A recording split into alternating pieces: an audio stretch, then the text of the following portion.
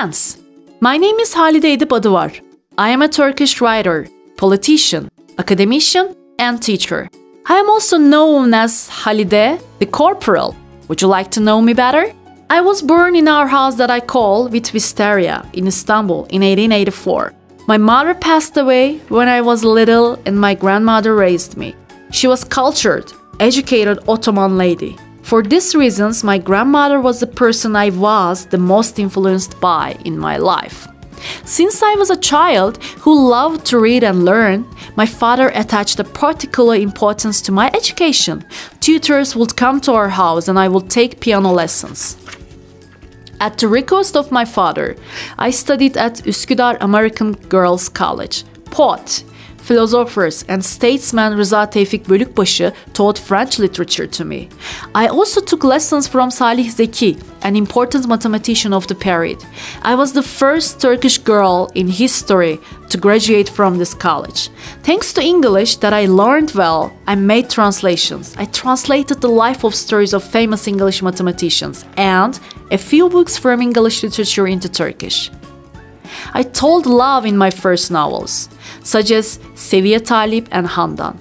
I always kept the love of the country, the love of the family, the love of learning and teaching in me. In these books, I talked about female protagonists who didn't exist in Turkish novels before. These women were the women with strong personalities, defending their rights, cultures, talented in an art such as painting or music, and speaking a foreign language. The main purpose of my works was to evaluate the personalities of heroines through the eyes of men.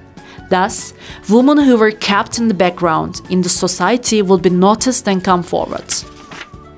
I wrote articles on women's rights for newspapers. I worked as a teacher in girls' training schools and as an inspector in foundation schools.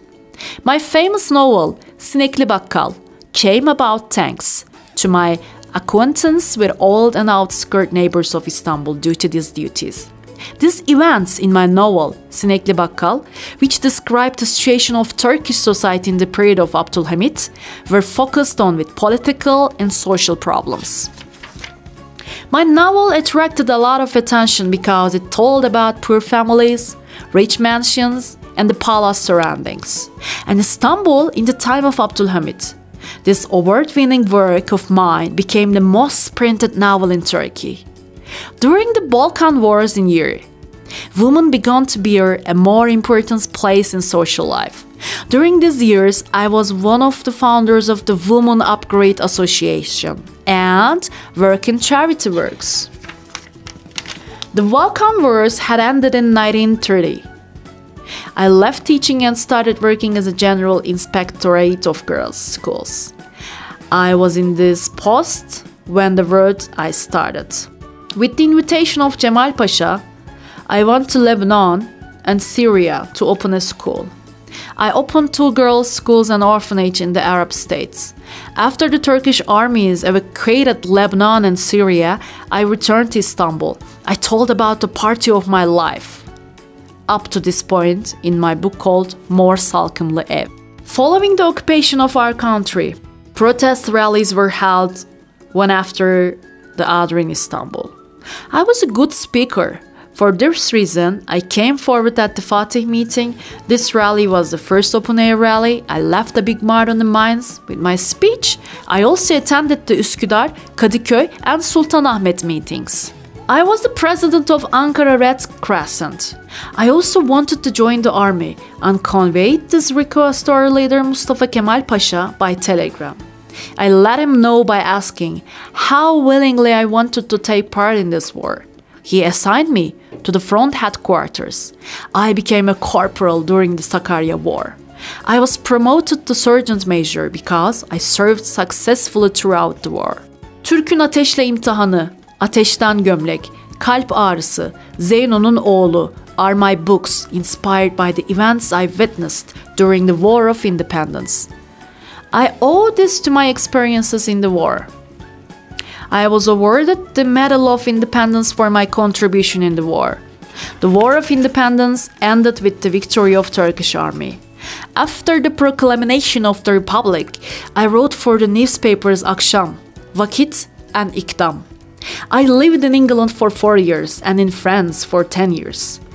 While I lived here, I continued writing books and gave lectures in my places to introduce Turkish culture to the world. I was invited twice to the United States and once to India. In 1950, I entered the Turkish Grand National Assembly as a member of parliament from Izmir and served as an independent deputy. After continuing this duty for a while, I left the rest and retired for my home. I was the most well-known Turkish writer of the period abroad. Some of my books were translated into many languages such as English, French, German, and Russian.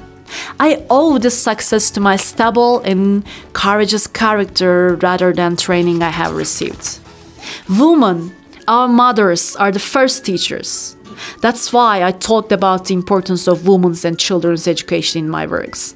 I came to the fore, not only with my books, but also with my works on this subject.